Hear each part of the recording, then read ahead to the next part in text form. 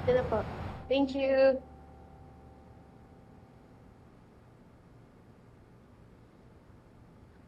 Ate, umuwi ka na muna kaya. Ako nang bahala dito.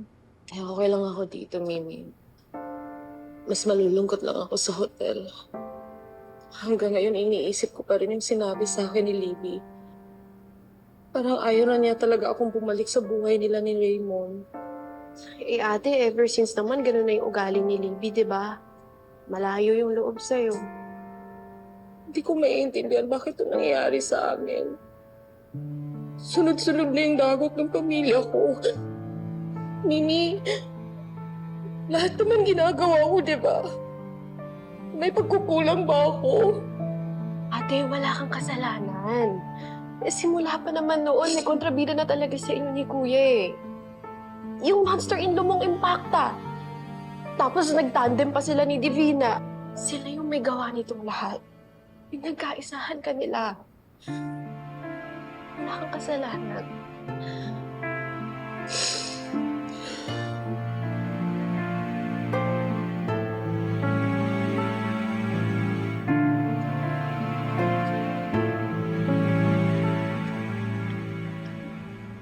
Attorney Adrian, Yes, ako nga. And you are?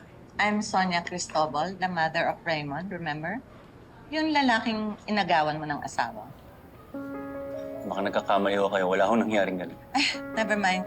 Hindi naman ako interesado doon.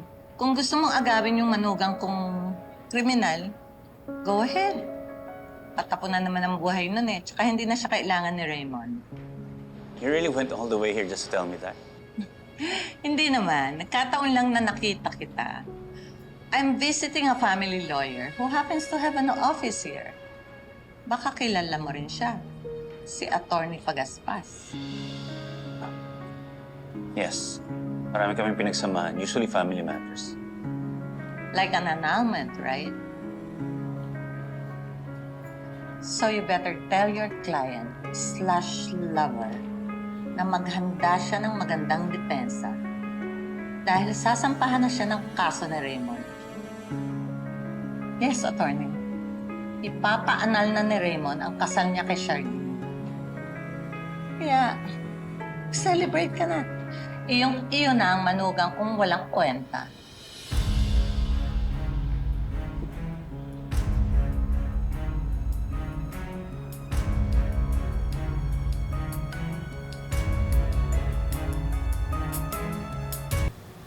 Sa tingin mo, napaniwala mo ba si Adrian? I'm sure. Sa galing ko ba namang umarte? Napaniwala ko yung Adrian na yun, ano? And besides, ano pang gusto nilang isipin na gagawin ni Raymond? Matapos nilang bastusin yung anak ko. Expected na yun, no? Good. Hintayin na lang natin makarating kay Charlene ang balita para tuluyan na sila magkasakitan. In the meantime, ako na muna bahala kay Raymond.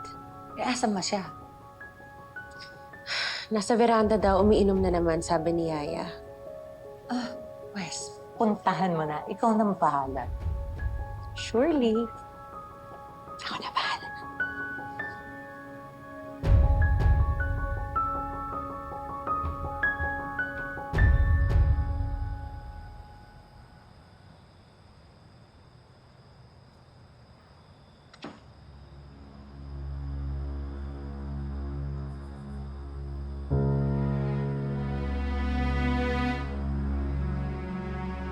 Raymond,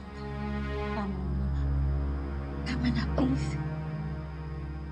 Anong ginagawa mo dito, Divina? You just leave me alone? Raymond, nag-aalala na sa'yo ang pamilya mo. Yung mommy mo, si Libby. Hindi ko pa rin matanggap. May pinagpalit ako ni Charlene doon sa lalaki na yon. Doon sa lalaki na yon! Raymond! Bakit mo pa ipinipilit? Kailan ka ba matatauhan? Kailan ka ba maninindigan? Lalaki ka pa naman! Wala kang karapatan para sabihin ako ng ganyan. Meron! Meron, Raymond, dahil mahal kita! At nasasaktan ako tuwing ganyan ka. Naiintindihan mo ba? Alam ko, mahal mo si Charlene. At hindi mo siya agad makakalimutan, pero pinendeho ka niya. At hindi ka lang niya pinindeho, binaliwala niya yung kasal niyo. Mahal ako ni Charlene. Nararamdaman ko yun. Sigurado ako doon. Alam ko yun eh. Raymond, I'm sorry, pero hindi yan ang totoo. Ayoko sana ako yung magsasabi sa'yo nito, pero sa tingin ko, hindi din masasabi ng mami mo sa'yo eh. Alin? Ang alin? Nakita si attorney, Adrian at ang mami mo. Nagkasagutan sila. At si attorney mismo ang nagsabi na may plano siya sa kasal ninyo. Ano? What plan? Balak ni Charlene ipaanal ang kasal ninyo. At ang kalaguyo niya mismo ang magiging abogado sa kaso. You're joking me. Hindi totoo yan. No, Raymond. Magising ka na sa katotohanan. No! Hindi totoo yan! Raymond, gano'n ka na! Sinasabi mo! Hindi totoo yan! Raymond, please! Hindi totoo yan!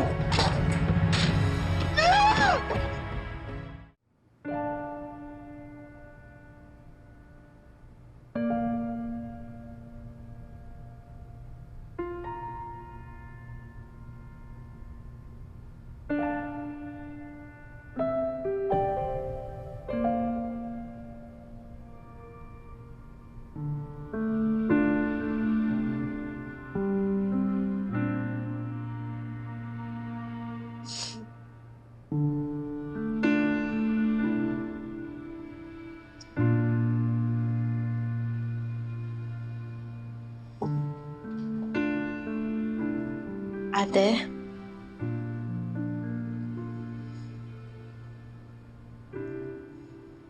Kahit gaano pa kasakit, kahit gaano ako kagalit kay Raymond, hindi ko pa rin kaya i-let go yung pinagsamahan namin. Ate, baka kailangan niyo lang ng time. Kapag nag-heal na yung mga sakit dyan sa puso niyo, pwede na kayong mag-usap ulit. Tama ka. Hindi ko i-give up siya kay Divina. Paglalaban ko ang pamilya ko.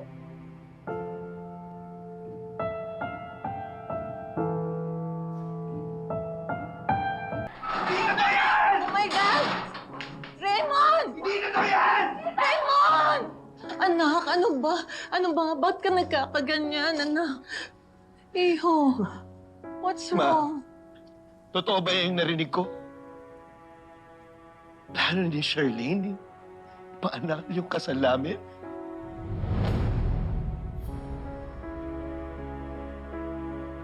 Is it true? Anak, ayoko na sanang iparating sa'yo yung sinabi sa akin ni Attorney Adrian eh. Pero, it's true, Iho. No. It's true. Hindi totoo yan. Sisinungaling kayo. Ano ba? No, it's not true. Kung ayaw sa'yo ni Mami, huwag mo nang ipilit. Give yourself some dignity. No. Isa ka pa. Mahal ako ng mami mo. Hindi niya magagawa sa akin yun. Pinapalit ka na nga niya eh. Hindi. Pupuntahan ko siya para makausap ko. Raymond. Makipag-usap ako sa kanya. Raymond! Sasamahan ko siya! Hey, you better make sure na hindi siya makarating kay Charlene. Siyempre. Raymond! Raymond, sandali!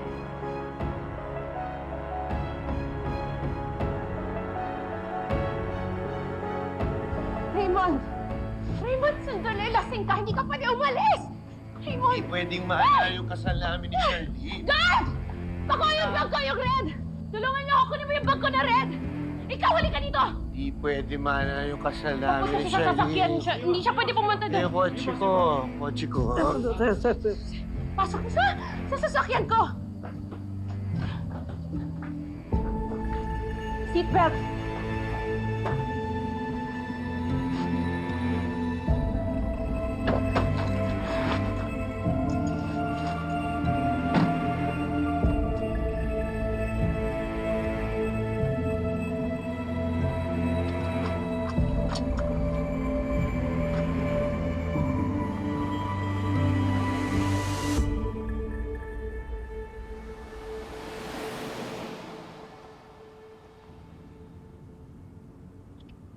may something kayo kanina. Di ba, Justin, may mga... Ganyan yung nakita ko sa play noon eh. Si Kuya Pusoy talaga ang lakas mga sar. Nabasa kasi kami ng ulan ni Princess, kaya nag-alala ako sa kanya. Nag-aalala kay Princess? Eh, ba't may mga pahalik-halikang ganun, oh? Uy, si Princess basang-basa sa ulan, napaka magkasakit yan. Okay lang po ako, Kuya Pasoy. Kuya Pusoy, may towel ako dyan sa compartment. Pwedeng pabigay muna kay Princess. Sige. Oh.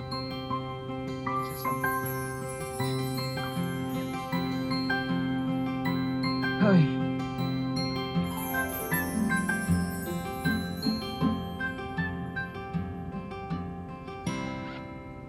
Ano nang gagawin natin? Dapat po isumbong natin sa polis yung mga lalaking yan para maimbestigahan agad. Eh, ayoko nun. Wala nang tiwala sa mga polis. Nakalimutan mo na ba, Princess? Sila ay nanakot at nang torture sa akin para sabihin ko na ikaw nagpakidnap kay Libby. Tama si Kuya Pusoy. Yung kasabot ni Libby, for sure may connection sa mga pulis yun kaya nagawa niya yun. Delikadong malaman na nag-iimbestiga tayo. Pero paano pa natin malalaman kung sino yung kasabot ni Libby? May nakuha akong phone kanina. Galing yun sa isa sa mga lalaking umatake sa amin. Magagamit natin yun bilang link sa connection nila sa fake kidnapping ni Libby.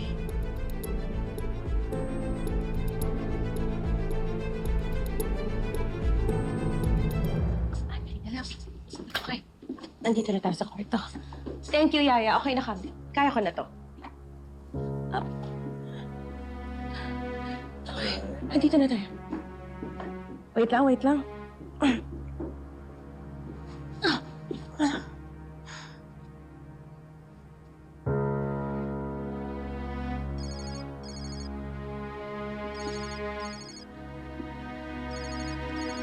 Hello, tita. Oh, ano na? Saan mo dinala si Raymond? Ano na nangyari? Dinala ko siya dito sa bahay ko. Oh, ba't saan mo siya dinala? Dahil may plano ako, tita. Imaginin mo, kung malaman ni Charlene na nandito ang asawa niya sa bahay ko, tignan lang natin kung hindi pa siya mawasak. Yan ang gusto ko sa'yo eh. Tama ka. You're very right. Perfect. Perfect yan. Kaya, tita, chill ka lang dyan.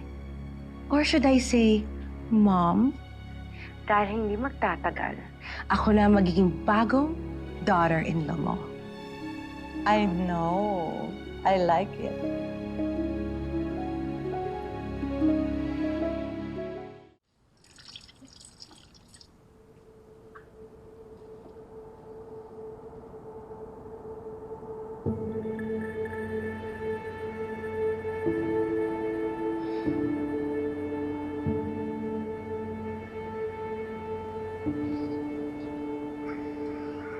Easy lang, Raymond.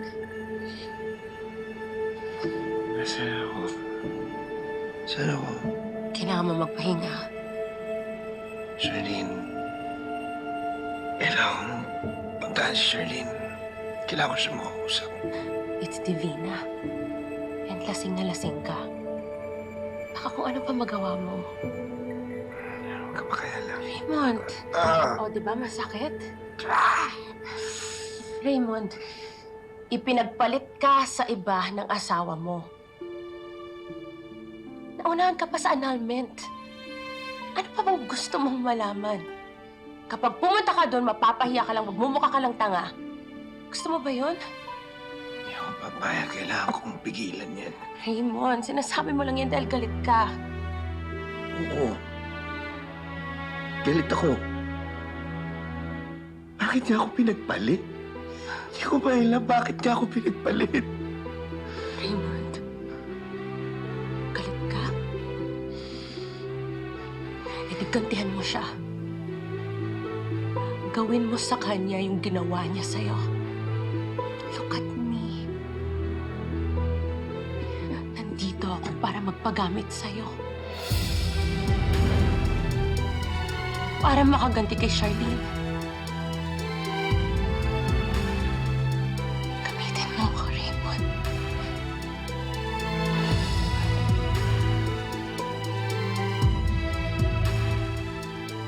Alam mo, gusto gusto mo.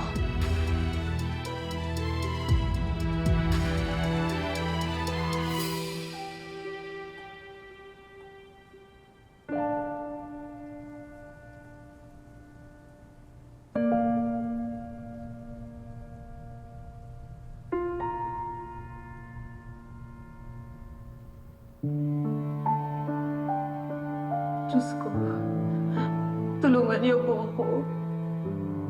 Bigyan niyo po ako ng lakas na buuin ulit ang pamilya ko. Huwag niyo po sana hayaan tuluyan na kami mauwasak ni Raymond.